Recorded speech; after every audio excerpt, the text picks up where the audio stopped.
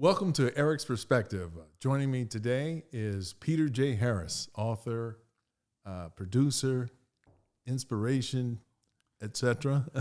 Thank you so much for joining me, Peter. It's my pleasure. I really appreciate you coming out here and being a part of the show. Thank you. I'm glad to be here for sure. Yeah, and so what I wanted to do is just, there's a lot of things to say about you. I'm just going to make a few bullet points to kind of set the stage, and we'll explore them a little more in depth and flesh it out as we go along. But you are currently the Altadena Poet Laureate, Editor-in-Chief until 2024. That's right. That's awesome, man. That's a great volunteer gig. Yeah, and right, great.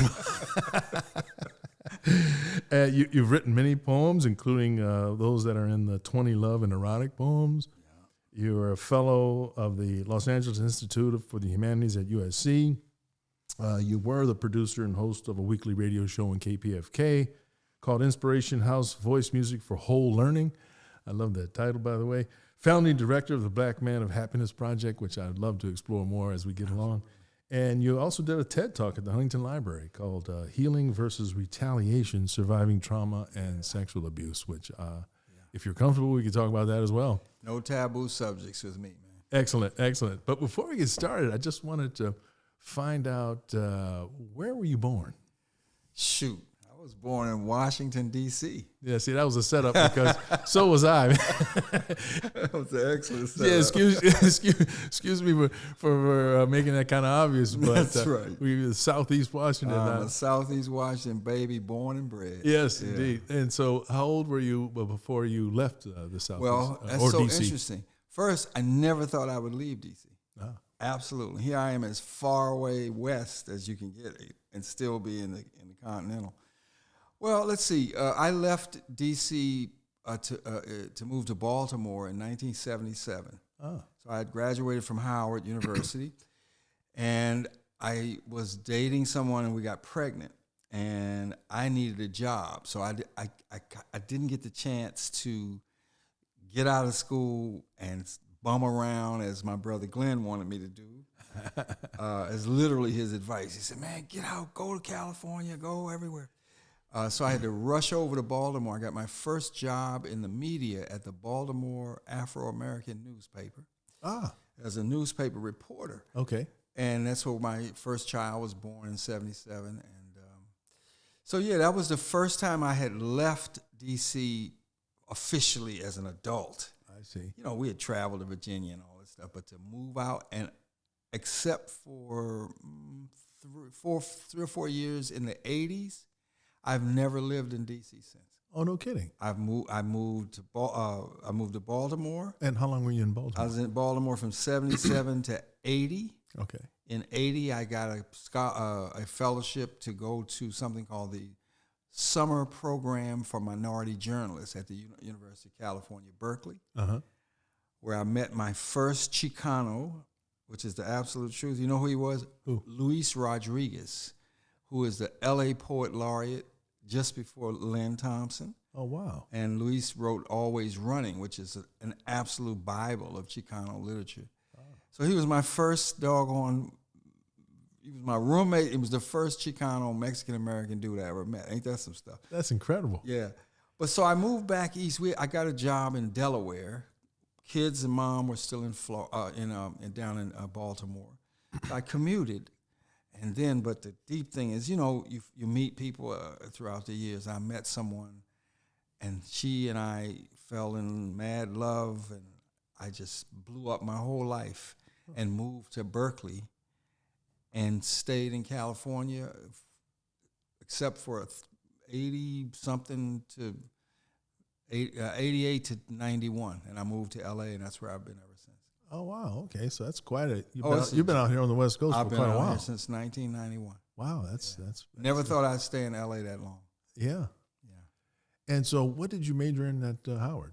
I was a journalism major. Okay. Didn't know a thing about poetry.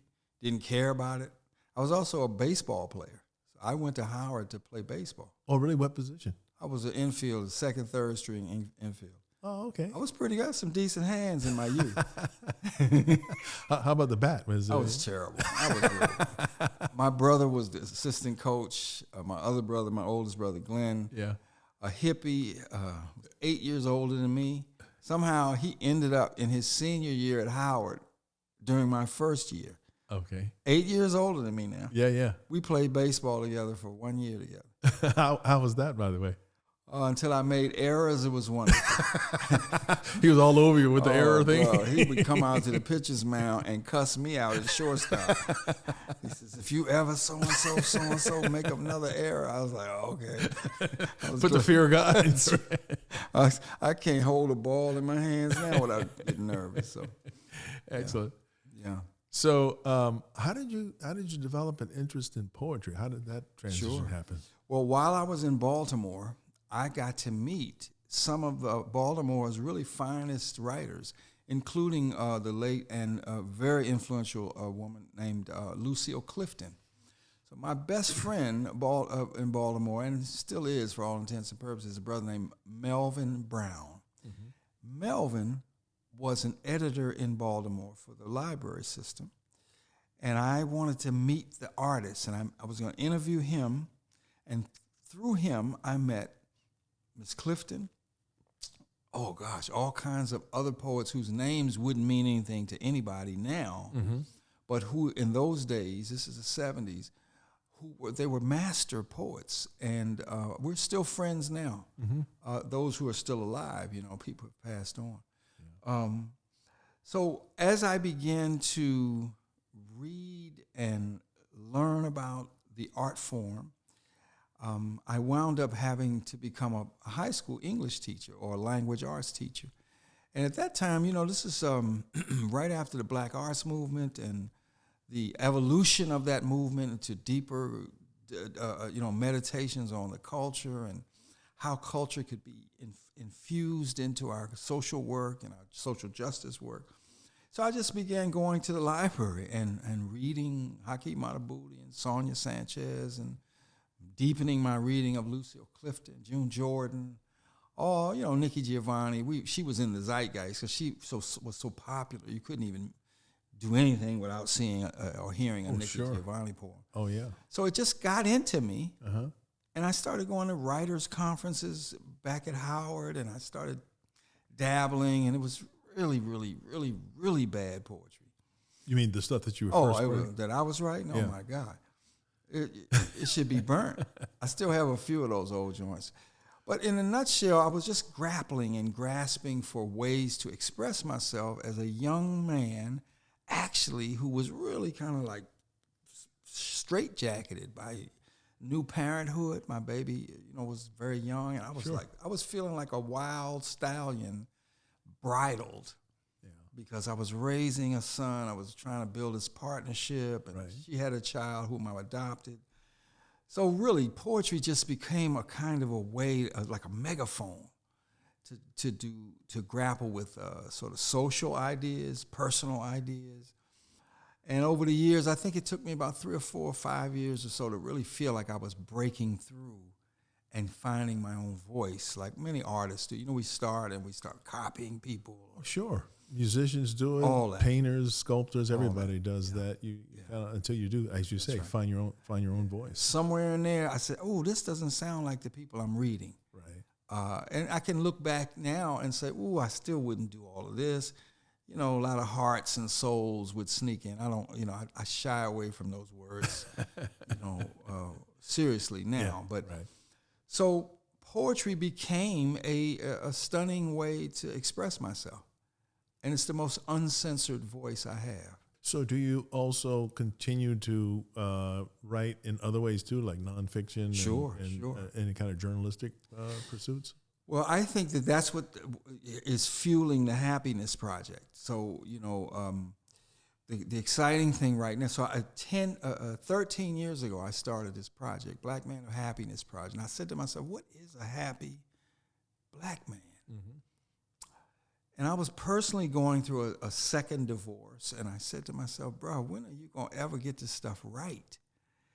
And it just sort of started to course through me, so to speak. And so poetry played some role, but I knew I had to do some documentary work, and that's where my journalism comes in. So So like sort of this is a book of photographs, historical photographs, Okay.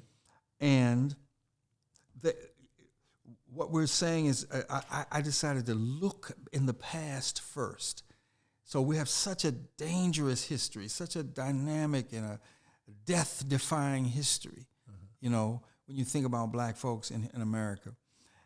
But in fact, I've said to myself, but I know a black community where we actually did cultivate joy, and we cultivate each other's happiness. We weren't perfect. Right. I'm not idealizing the culture. I really don't. But I wanted to start, Eric, in the past. And I said, if it was as bad as it has been, and black folks, and particularly men and boys, could still emanate joy as they live through sharecropping, prison farms, even all the way out to colleges and educational settings, it just made sense for me to write about it. And that's where the journalism comes in. I see. And so how far, when you say the past, how far back in the past? As far as we can get them. Oh, okay. Yeah. So I have a wonderful younger librarian colleague at my research library. Her name is Helen Kate. I love to mention her name because Helen is from La Crescenta, California. So she is not from Southeast, but she's a fine, fine librarian. So I met her at the Altadena Library several years ago, and she was assigned to work with me because I wasn't the laureate then yet, but I was a patron.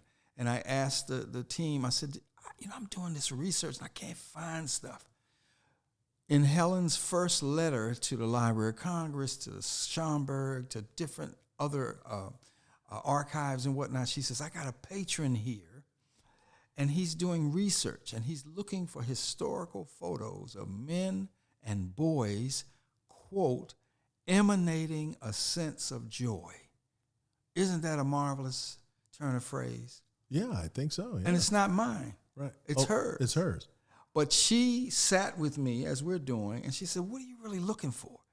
And we just began discussing. I had been, for 20 years, I'd been hustling through the internet. And when people would ask me, what you looking for? And I said, well, I'm looking for happy black men. Or I had people at the National Archives say, well, black history hasn't been very happy. I said, well, of course. Right. But we know the human spirit is a dynamic one. Oh, yeah. It's an irrepressible spirit.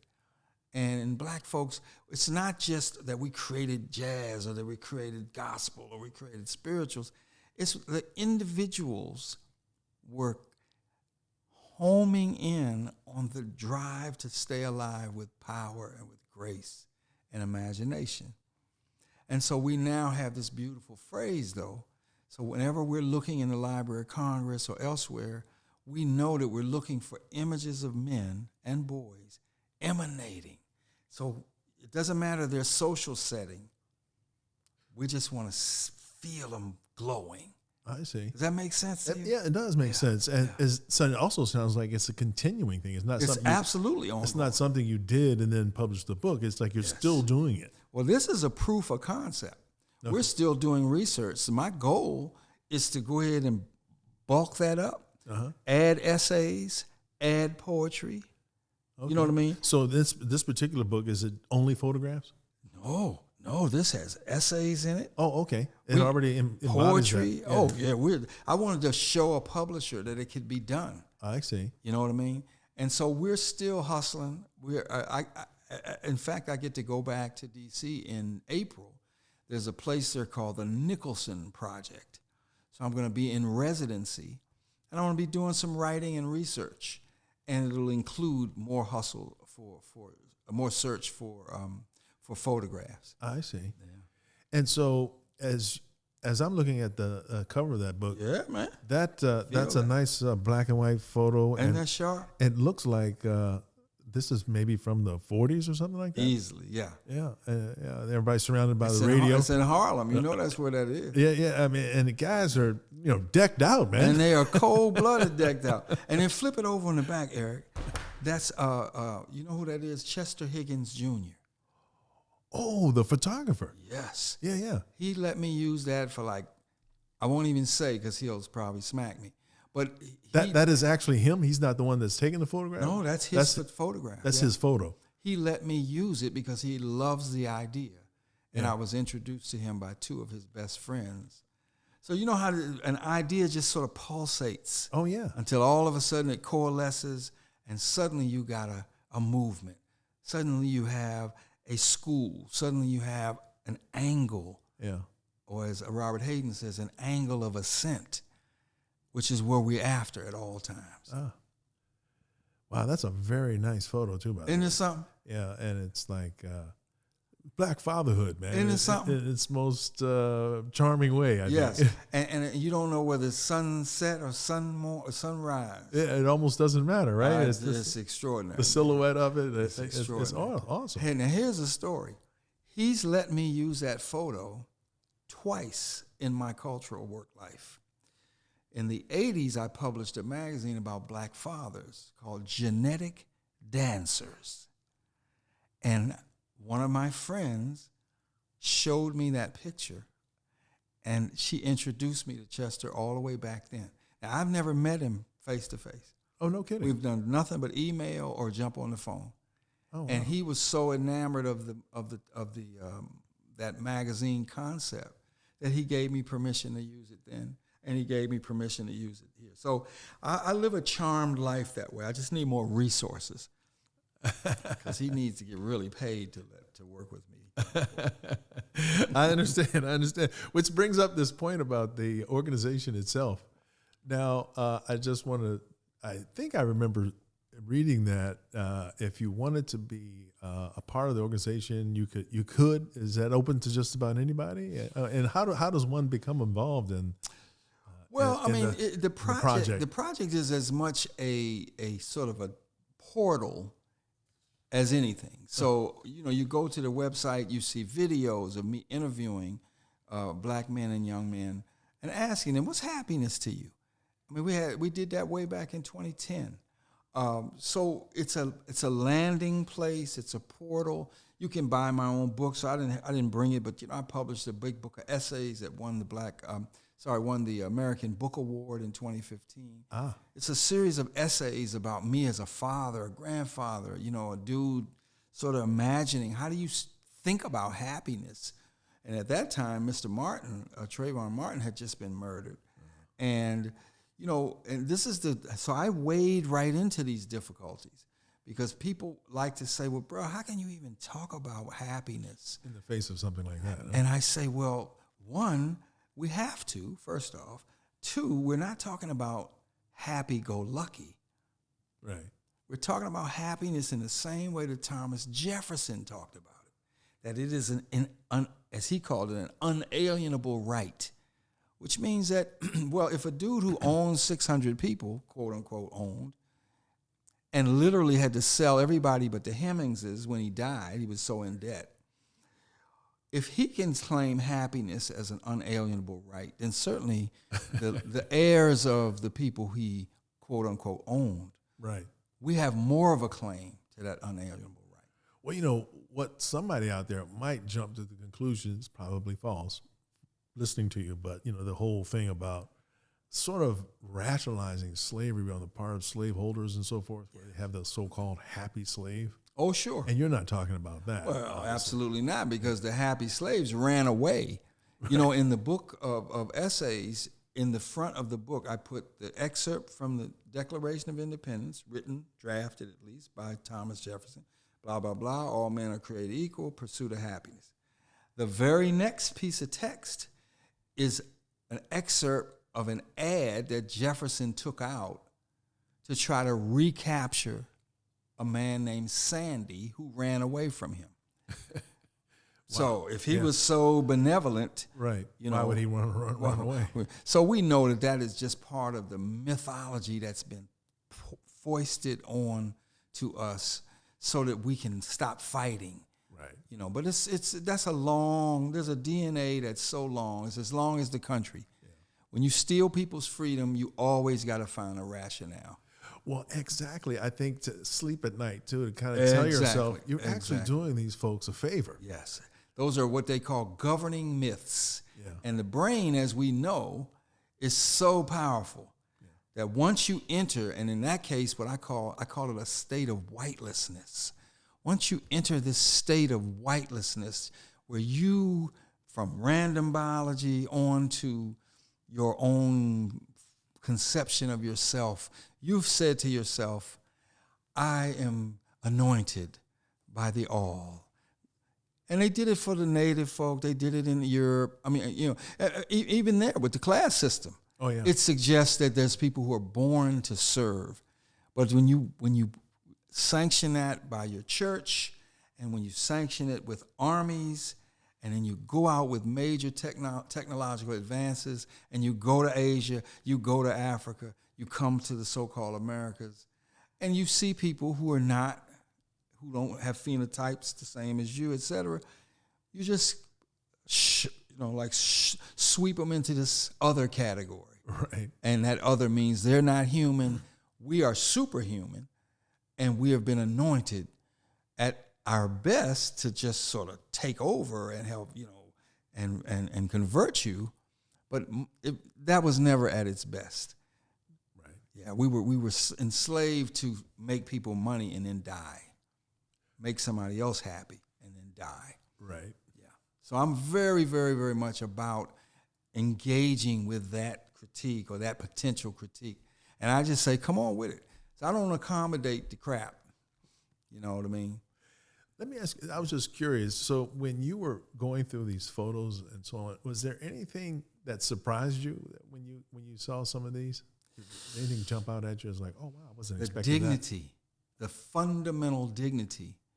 I mean, the pictures of the men holding their babies, for example, just the kind of sort of dazzling, dancer's posture almost of kids, and just this sort of even when there's formality to it, there's just a thing where it's almost like like I say, an emanation from them. They know that they are valuable members of the planet.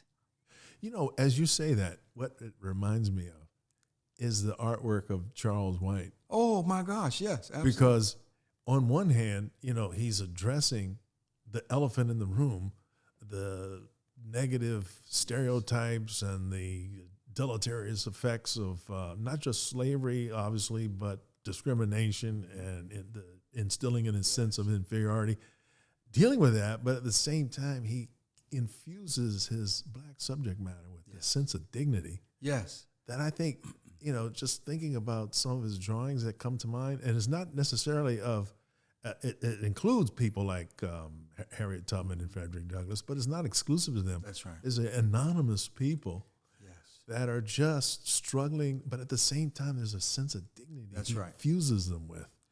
It's kind of, to me, I think that's what makes his work kind of masterpieces. Yes, you can feel the emanation of humanity coming from the inside out. Yeah. And I think, and I'm no scientist about happiness, but I do a fair bit of reading of some of the happiness or the so-called positive psychology books.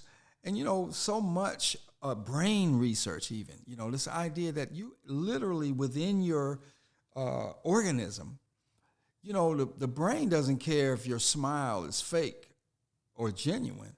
Once it feels that smile vibe, it releases endorphins. Yeah. The concept of being internally balanced, beyond the love that we have to say dignity under pressure or cool under pressure, such as the jazz folks or whatever. Mm-hmm.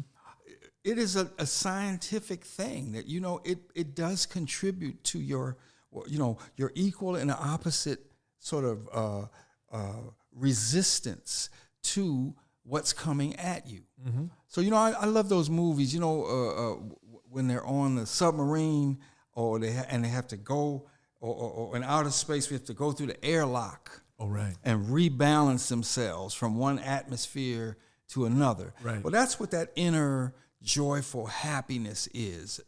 Doesn't mean you're still not afraid. Right.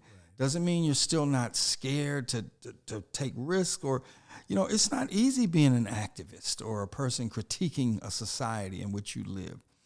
But that inner trust that you are living a valuable life and you have your rights and you deserve it and you need to demand it, that pushes back and against sort of equal and opposite from the stuff that's coming at you. Mm-hmm. So you start from a position that's supple and able to stick and move, and I think that's super important. I think culturally speaking, that's what Mr. White's art does to me. And I love to say that I tell people, I focus on what Sly Stone called everyday people. So in our project, I don't have any photos of Duke Ellington or Muhammad Ali or any major figures. I excavate photos of round-the-way geniuses. And so what would motivate you to do that? I appreciate that you're doing that, by the way, but I just wanted to find out how did you come to that spot? Because position? Every February, what we do often is zero in on the most celebratory angles. Right. No problem. Duke Ellington was a bad boy. Oh, no. Yeah. All these folks were. Michael Jordan was a superstar basketball player. Yeah. But they are already in the public eye. Right. But my father is not. The anonymous men and boys from the South are not. The hardworking military person all the way across to a construction worker or whatever the case may be. Yeah. They don't get the spotlight. Right. And I'm saying, and I have said for my own, for the entirety of my own cultural life, if the work that I do is to get right in the crevices, because if you think that Martin Luther King Jr., for example, did everything, or Malcolm and them they were virtuosos, but if you think they got all that work done by themselves, first, you're crazy, but secondly, the historical record has been documented. Ella Baker, all the men, the women in the churches, the deacons, everybody was on the job.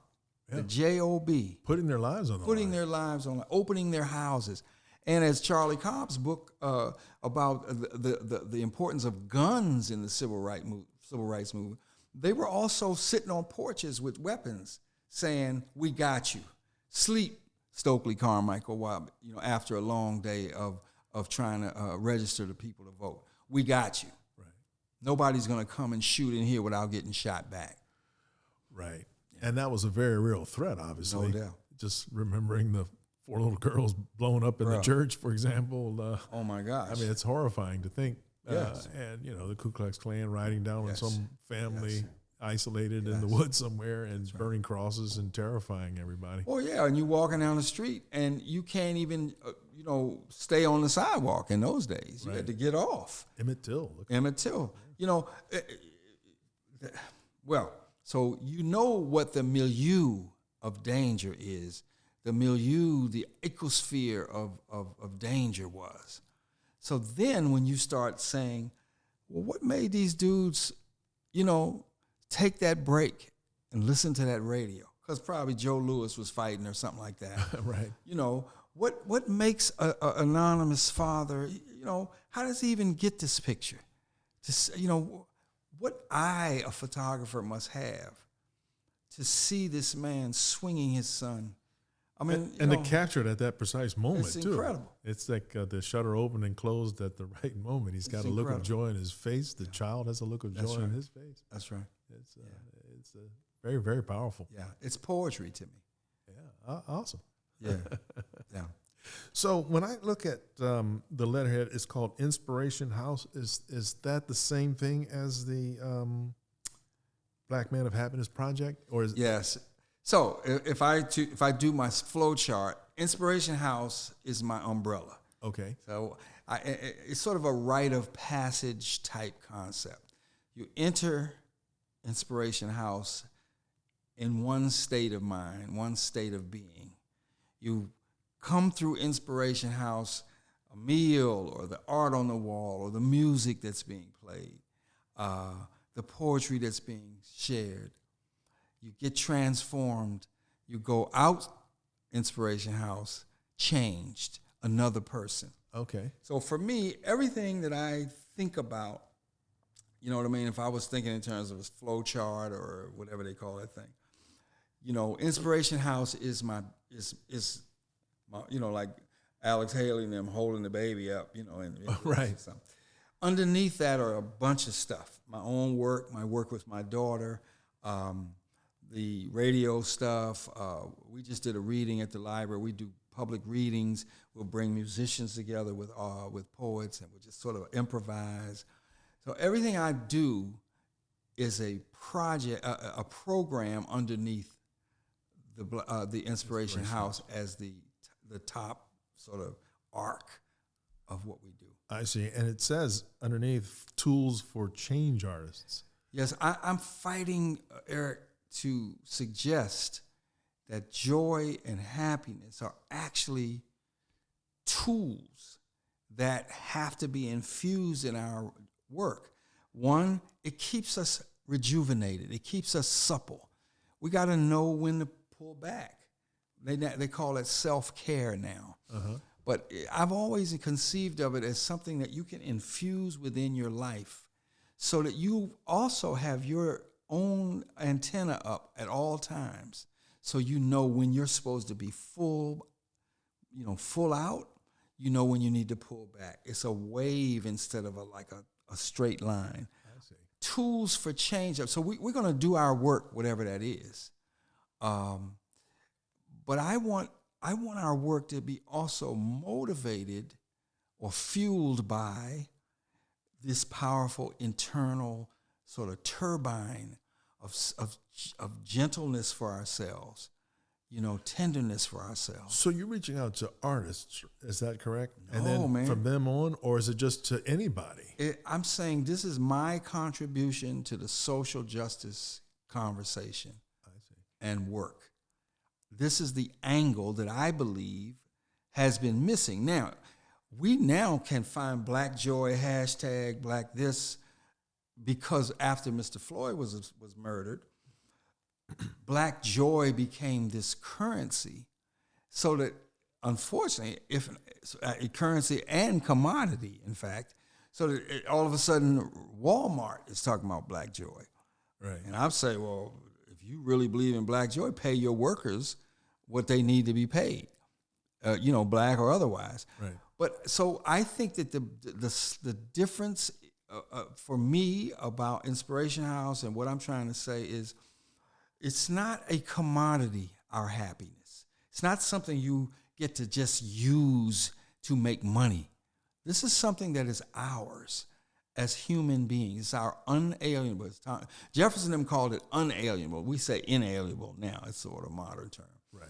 But the thing is, can we make sure that we hold on to ourselves? So yes, I'm an artist, I'm a poet, I'm a journalist. It's a tool for me. And I'm sure open, and I often collaborate with fellow artists. But basically, I'm sitting with you, for example, and I'm standing for the notion that if you trace the DNA of Black American, I'll just leave it there for now. Uh-huh. Black American resistance work, it always centered us, and it always said we deserve freedom. And that freedom includes the ability to rest, to study, to ponder, to imagine, to create beauty in the most practical settings, quilts, you know what I mean? Mm-hmm. Food, all of that. And that says to us, to me over the years, is that we got it as a community. In other words, if we're just human beings, freedom means we get to be whole. And we're not some piece of currency for somebody else. We're not a natural resource that can be extracted, as I said, to make somebody else money, to make somebody else happy until we die. It's really that serious. It almost sounds like it's like because oftentimes when we, and I encourage my children to go to college and so forth, but I think part of it is well, so they can make a living, but it sounds like this is also how to live. Exactly. Is what you're explaining. And who did I learn that from? A high school graduate, my mother, a father who never even went to high school. They worked till they died. Aunts and uncles in Virginia. Property which they own is still in their extended families, I'm happy to report. I learned this insight, this what I call this is an ecstatic insight. I'm saying it just woke me up. I said, I don't need a leader per se to get this message. I just need to listen. I need to observe. I need to participate fully in both the study of the long arc of history, but also I need to participate fully in my life so that nobody at any time can intimidate me, can censor me.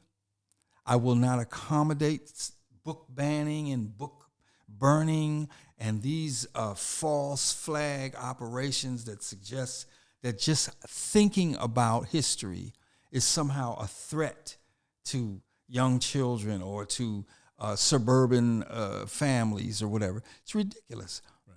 It's ridiculous. Our art shows us that even when we were literal property and our children could be sold away. So you come out the field getting ready to breastfeed your child. The child has been sold. The spouse has been sold. And you're saying we can't study that now because modern sensibilities are ruffled by that? It's patently ridiculous. Yeah, and I think it deprives everyone of an honest understanding of how we got to where we are today. Exactly. Yeah, they think it was magic. It's magical thinking. Fundamentalism at its worst. So that's the interesting thing, though. You were citing your mom and your dad. That's really cool. My mother was a genius, bro. Yeah. 5 children. She had to get up every day and go across from southeast to northwest to a real estate agency where she was a secretary. My mother could type 100 words, man, on a manual, bro. Wow. I don't know. I have to say that I have tried typing, not only on a manual, but even on the electric typewriter. Absolutely. Prior to the computer and stuff, and that is no easy task. I have memories of, so like this is the table, mom's has the Remington or whatever here. Right. Pop it, pop it, pop it. I'm standing right here. Yeah. Like this. And I've sort of confirmed this with all my brothers and sisters. We all have our memories. And I'm guessing she's not even looking at her fingers. She's ASDG, whatever it is. I used to know that.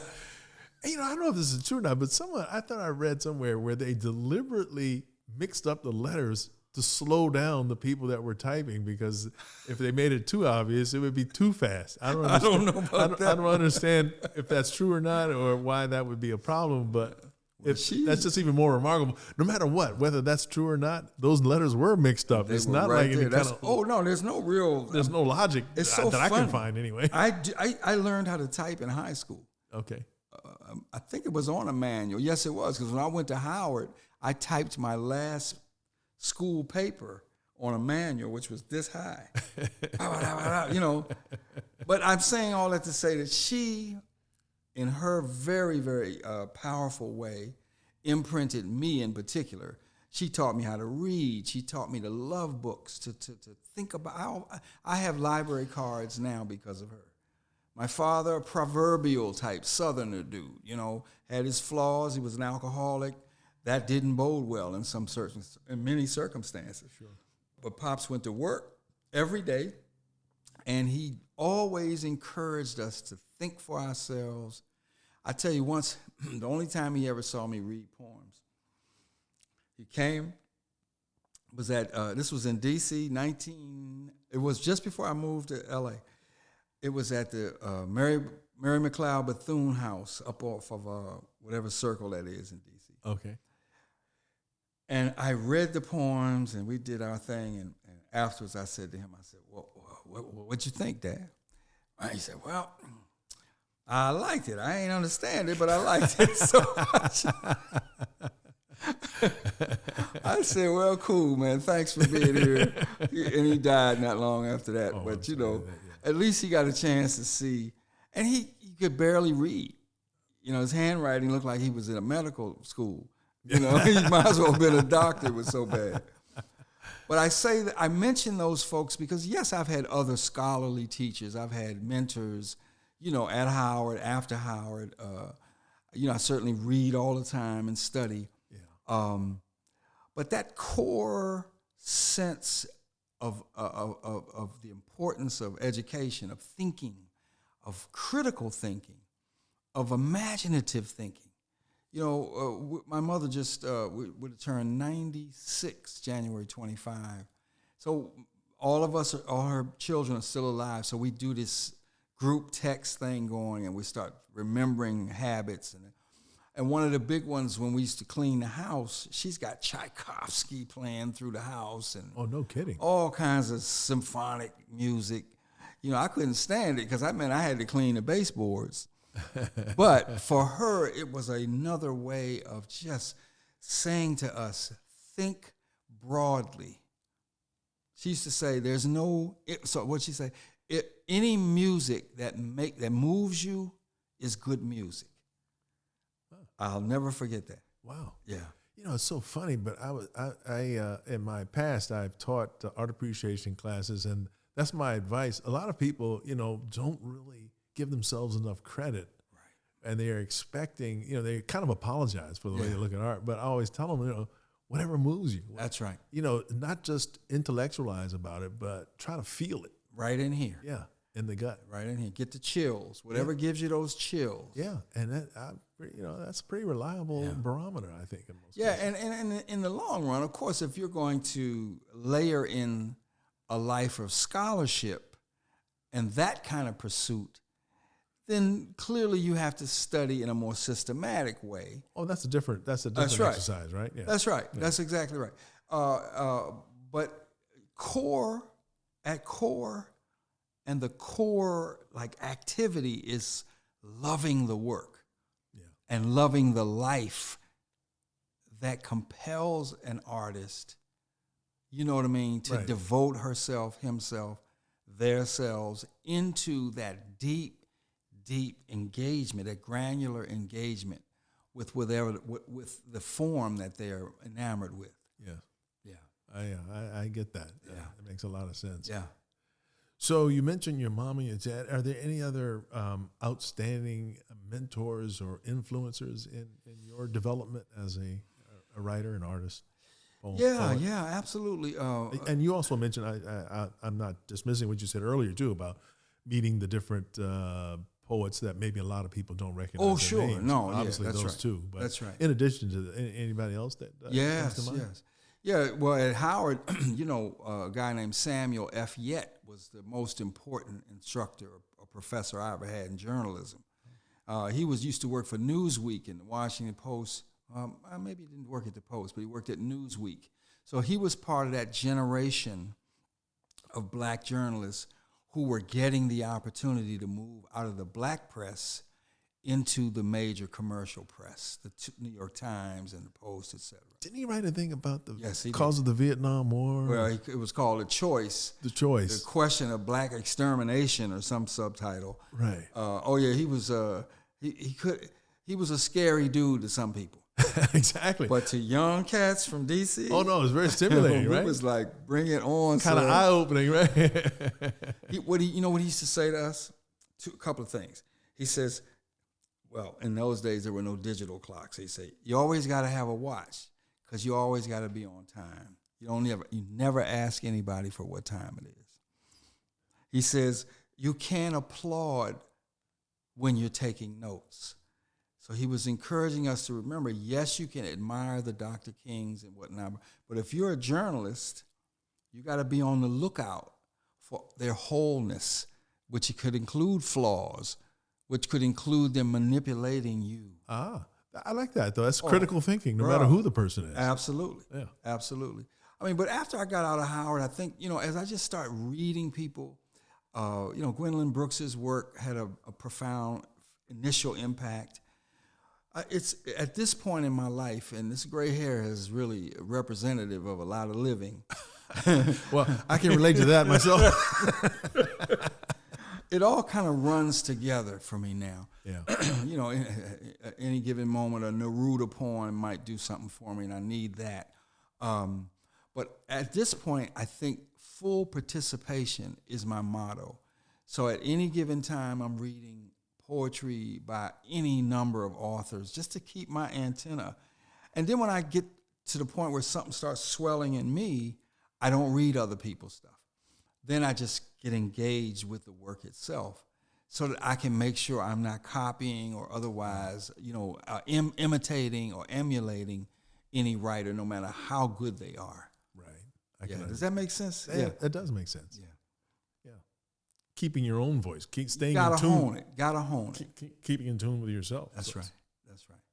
Yeah. So, things that you're working on now, it sounds like we said earlier, you're continuing this effort with photographs and essays and so forth around the joy and happiness and so on. Are you working in any other areas currently? Well, here's what I'm trying to do now. So I'd like to write either as poetry or prose or a combination. I want to write about black male tenderness.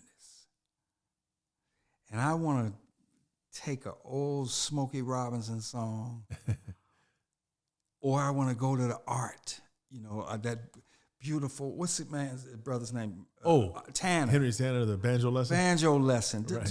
Just the tenderness in that. Yeah. I want to, the thing that kind of grabs me now, Eric, is I want to do research on 18th century African mutual aid societies, mainly up in the New England area. Mm-hmm. I want to read the minutes of the organizations. Now, primarily they were in business to help out widows, if a husband died, very Christian-oriented, all of that.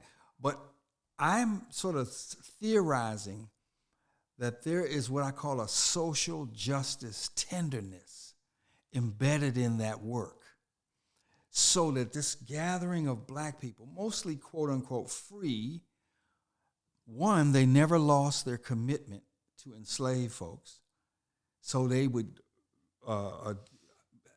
sponsor speeches, they would publish transcripts of the meetings, etc., and then they would do practical things, as I said, like bury a person who had passed, and if the widow could. But I want to read the minutes, and I want to find the poetry in the exchange. I know it's there. So, I that's what's moving me right now. I want to just sort of cradle my tenderness. When I first had children, I was 22 years old, man. Yeah. I mean, I saw my son being born. I was like, what am I doing? Now, I made tons of mistakes, including leaving their mom to be with another person, which ignited this tremendous, epic court battle. So there's no knight in shining armor sitting across from you. Yeah. But fundamentally, and my son is 45 now, he sends me texts of my granddaughter hitting the jumper to send her team into overtime. No way. So we're still close, even though I'm physically far away. He's in Florida, I'm out here. Okay. But this tenderness, man. And then he sent me pictures that my daughter took of him. She happened to drive down. He's holding his daughter. Yeah. And I can make a point in this way as well, and I want to. So my son went through a challenging period. So he was married, had what looked like a perfect family, and some stuff hit the fan, and it just didn't last. And the kids, his three daughters, were teenagers, and they started to drift a bit from their dad. And I kept saying, I said, bro, just keep loving them, keep being father, keep being daddy. And there's this picture now, 3, 4, 5 years later after the game, and she's hugging him, Eric. Oh, wow. And he's got her because he goes to all the games. That's beautiful. And you can hear him shouting on the videos he sends me. He says, "Oh, there she is, baby. She's just tied the game." He's hyped. I love it. And so I'm really wanting to dive into tenderness now. Yeah. And so, I do this blog called Wreaking Happiness. And you go to Wreaking Happiness, you'll find every month I do a blog on what does it mean to wreak happiness, not havoc. Right. And I did 8,000 words on tenderness in 2022. And so a lot of that stuff will also anchor me as I begin to sort of tease it out into a book. So, yeah, that's what I'm working on now. Oh, I love it. Yeah. I love that.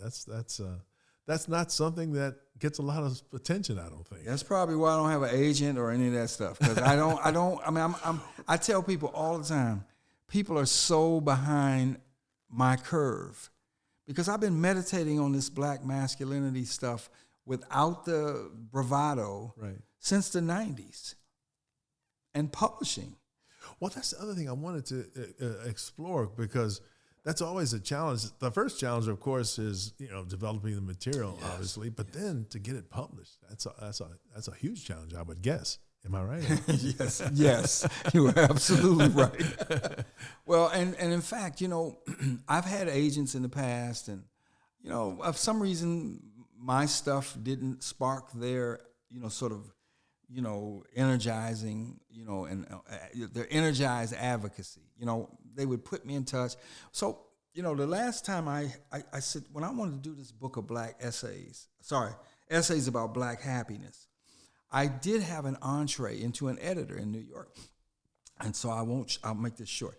So I said, look, here's what I want to pitch to you. She says, well, I said, I want to do an anthology. She said, I don't want to do an anthology. I want to do a single author book. I wrote the book. I never could get the energy. Nobody ever responded when I sent the manuscript off or when I would send the proposal. So I just sort of decided, I'm from the 70s, and we stood for publishing our own stuff. Well, you mentioned Haki Madhubuti. Haki Madhubuti. He's an example of that, right? Haki used to come to Baltimore with books like this, and he'd do his lecture and his reading. He said, don't let me take these back to Chicago. And he'd sell them all out. There you go. Now, I'm not, frankly, a good salesman. I'm enthusiastic, as you can tell.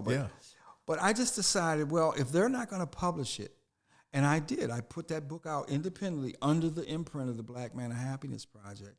And I submitted it to the American Book Award before Columbus Foundation. And it won. Congratulations, by the way. So I'm saying, let's just keep doing it. Yeah. Anyway, absolutely. so it's hard, yes. But I do make the distinction, Eric, between doing the art and marketing the art as a product. Totally different. Totally different. Mindsets, goals, etc. I'm super good at the writing part. Yeah. I need teammates for the other business part. Yeah. And that makes sense. Yeah. Just about every artist, whether it's a musician or a painter or a poet or an author or whatever. I mean, that actually makes me want to ask you, when did you start gallerizing or whatever you call it? Well, I opened the gallery in 1988, and it was something that I wanted to do for about 3 years prior to that. And I spent those 3 years looking into, I'd already been a person that liked to go to museums, thanks to family members and stuff, encouraging me early on. Mm-hmm. And I also had the benefit of having friends that knew artists. And my first exhibiting artist was Elizabeth Catlett, which was a major coup. Oh my She gosh. flew up from Mexico in 1988 with her husband, Francisco Mora, and regaled us with these conversations at the dinner table that were incredible. At that time, now they're published, but at that time it really wasn't even published, how she spent time in a Mexican jail accused of being a communist. Yes. Because she had the audacity to complain about discrimination in the 40s and stuff when this happened. And she also, I think there was a picture, if I remember correctly, of her hoeing a field in Cuba. Wow. After Castro had taken over. So all this led the government to deem her an undesirable alien Right. I never will forget even picking her up from the airport in 1988. Wow. It took forever. She was ticked off. The plane was on time. I was picking her up. And I was wondering what took so long. And she said that her name still pops up in the State Department thing. And they rifled through her bags and so forth, just checking up on her. Anyway, it was a journey that I look back on. I would never trade it for anything. And for her to actually agree to be the first exhibiting artist, she wanted me to come. I visited her in Cuernavaca, Mexico, and I stayed with her and her husband for 3 days, man, in their home. She was sizing me up. It wasn't until the night before I left that she decided, yes, she would be the first exhibiting artist, and it was wonderful, a great experience. Wow. But my motivation at the time partly was first a deep appreciation of the work itself and all the things the artist had to any artist has to overcome a lot. But if you're an African-American artist and frankly a female artist, you have that much more to overcome. Yes. And so by that time, even she had already had pieces in the metropolitan, these prestigious institutions around the U.S. So a lot of folks recognized her skill and devotion and everything. And it was just an amazing experience. And that, like I said, if I had to do it all over again, I would do it the exact same way. And but it partly was my appreciation for the work and the artists themselves, but it was also this sense of kind of injustice. All of them were complaining about a lack of display opportunities, pieces. Even when they were included in shows, oftentimes they would just be all jumbled together. My goal was to have people come into the gallery, and this was like a temple. Yes. You kind of like you had a certain respect and admiration that was part of it, And so anyway, that's kind of how that started. And it took me 2 or 3 years, and then finally I had that opening in September of 1988. Yeah. At the Santa Monica spot? At the Santa Monica spot. Actually, it was the one, but I don't know if you remember this or not, but I had a small space. Oh. Yeah, that's where it was. It was only like a 600 square foot spot. Wow. But it had been a jewelry store before I moved in it. It had this thick pile of carpeting I had to get rid of, and I made walls that didn't exist before just to squeeze in some more pieces. Wow. And I'll tell this one last little funny part. So here I am. Catlett Show had just opened, say 2 or 3 weeks before. I'm sitting in the gallery by myself, and it was just regular gallery hours. In walks Elzer Couture, one of the most respected artists and a friend of Elizabeth's. Wow. And coincidentally, he explained to me that as he's walking down the street, I had this really small display window. You can only display one relatively small work of art, and I had this Catlett lino cut in there. And he said, you know what, I've been coming, my favorite breakfast restaurant, it's not there anymore on Main Street in Santa Monica, but then it was called the Omelet Parlor. That was his, whenever he came to LA, he liked to go there. So he's walking down the street. It was the opposite side of the street, and it was maybe 3 blocks down from where I was. And he's walking by, and he sees his Catlett piece in the window, and he says, what in the world gallery is showing Elizabeth's Catlett work in Santa Monica, a 4% black population? I know that's the truth. So that's what prompted it. That's how I met Elzer Couture. He's deceased now, but he was of her generation, and they were close friends. Wow. And so anyway, it was just all these little bonus moments that occurred once I opened the gallery. You're giving me chills. I know we probably wrapping up or whatever, but I just got to tell you, that idea that the work is the temple. Or, and you're talking about the building itself and on one level, but to me, the work is the temple. Well, that's what emanates the spirit of the artists. Yes, and that's what gives it that spirituality. Right. I wanted that's the way I wanted it displayed, so that it wasn't jumbled together. Oh yeah, and it just overwhelms your senses. I wanted you to experience each piece as much as possible. Yes, without interference. I love it, man. Yeah, I love it. And that's exactly how I see this happiness quest. It's just, occasionally I'll do workshops with guys, and I'll just say, tell me a story when you were happy. Yeah. Don't contrast it or compare it with some downtime. Just drill down into just savor it. Yeah. Just sip it. Yeah. And bring us into it. Because we need to build that temple with these stories, these powerful meditations and memories, not so we can be naive or nostalgic, but so we can build that muscle. Yeah. Build that muscle. I get it. Yeah. Well, listen, I know we're running a little bit long time, but I was hoping you would Grab something, huh? do the honors and read something, your choice, whatever you feel comfortable reading. Okay, hold on a second. You know what? I'll do this one. This is a short thing. Since it's about men, and you might know the young man this is dedicated to, Richard May. Oh, yeah. Yeah, this is called Son of Two Fathers. Okay. Boy fractured, dangling like a wishbone between DNA, passion, vows, lover's breath, holy duty, long goodbye. With each baby step cross a border, leave a father's song and shadow, diaper sagging under weight of a name times 3, carried by bow legs in search of a lullaby. Sing, father, sing, stepfather, moan, daddy, hum, dad, blow, pops.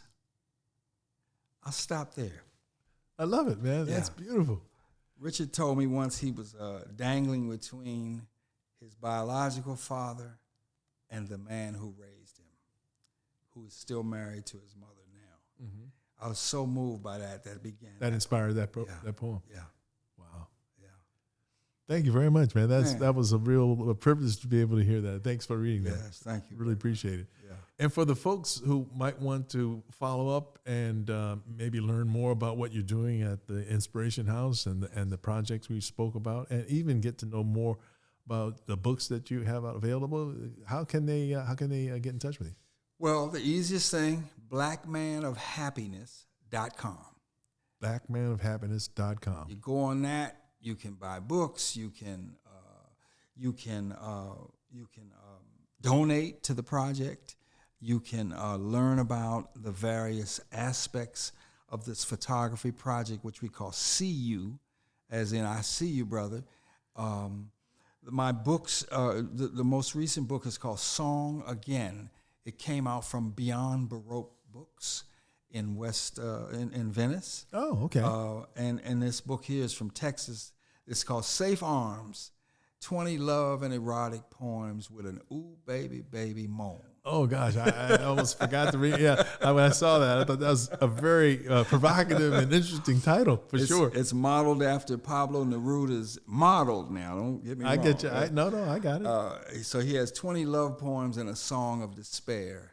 And I'm super proud that Francisco Letelier, another fabulous artist and muralist in L.A., but from Chile, translated each poem into Spanish. Oh, wow, that's awesome. So I'm really thrilled. You should be. That's fantastic. And can folks find that on your website as well? That's Flower Song Press. That's the easiest way to find that. So Safe Arms, Flower Song, Song Again, Beyond Baroque, everything else, blackmanofhappiness.com.